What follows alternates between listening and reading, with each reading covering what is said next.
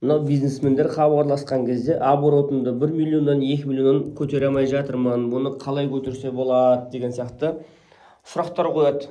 Узкое горлышко не болып жатыр десең, не ол узкое горлышко дейді. Сондықтан да мына көп бизнесмендерге узкое горлышканың түсініктемесін айтқым келіп жатыр. Мысалы, мына узкое горлышко мына жерде жақындатайын. Мына бутылка сияқты тәріздерді көрдіңіздер ма? Мына жерде ең бірінші маркетинг тұрады.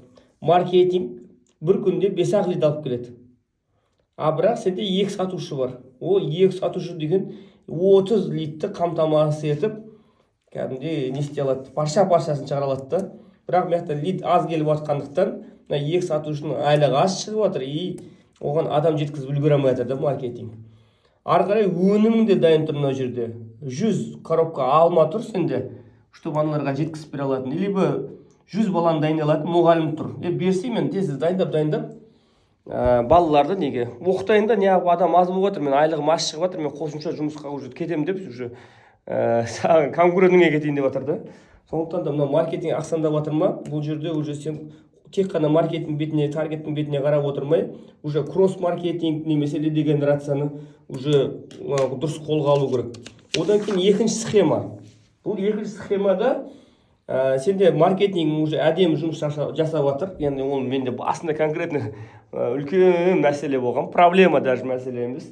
Лид тоқтамай келіп жатыр, дұрыс сатып, оны упаковать етіп жеткізетін мамандар немесе технология жоқ. Яғни бұл жерде маркетинг 500 лид әкеліп жатыр күніне, бірақ бағанағыдай сенде 2-ақ сатушы ол 30-ақ лид қамтамасыз ете алады. И мықты 100 коробка алмаң жатыр, или бағанағы 2 мұғалімің тұр. Уже сату туралы керек, либо мықты сатушыларды көбейту керек, либо бағанағы технологияны, боттарды қосу керек. И үшінші мәселе бұл өнімнің узкое горлышкасы. Маркетинг алып келіп жатыр, сатушылар үлгеріп жатыр, бірақ мықты өнімің ақсандап жатыр. Ол өнімді жеткізу үшін уже сапа құлап жатыр. Қақтан бір арзан алмалар алып келіп беріп жатсың клиенттеріңе деген сияқты.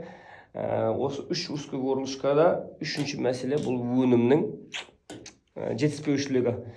Өнім жетісу үшін бұяқта уже тоже қосымша технологиялар қолдану керек, и HR, рекрутер, найм, үшеуіне де сол керек. Осы мәселелер бойынша біріншісі маркетинг, екіншісі сату, үшіншісі өнімнің узкое горлышкаларын келесте әрқайсысын қалай расширить ету керектігі туралы айтатын боламыз. Бірақ қайсы сізге бірінші қызық болып тұр, соны жазыңыздар. 1, 2 или 3 деп.